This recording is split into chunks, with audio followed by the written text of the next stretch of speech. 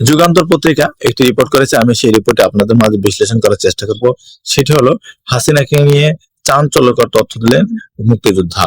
মুক্তিযোদ্ধা তিনি বলেছেন যে জিয়াউর রহমানকে মুক্তিযোদ্ধা খেতাব থেকে বাদ দিয়ে জিয়াউর রহমান যেন স্বাধীনতার ঘোষক এই কথাটি না বলা হয়। তিনি সেজন্য বারবারও গিয়েছেন আদালতের কাছে, হাইকোর্টের কাছে, যেন মুক্তিযুদ্ধ হিসেবে জিয়াউর রহমানকে কোনো প্রকার স্বীকৃতি না দেওয়া হয়। সেজন্যই মুক্তিযোদ্ধারা যেন আওয়ামী লীগের বিপক্ষে না গিয়ে জিয়াউর রহমানের পক্ষ যেন না নেয়, সেজন্য মুক্তিযোদ্ধাদের ভাতা তিনি বাড়িয়ে দিয়েছিলেন।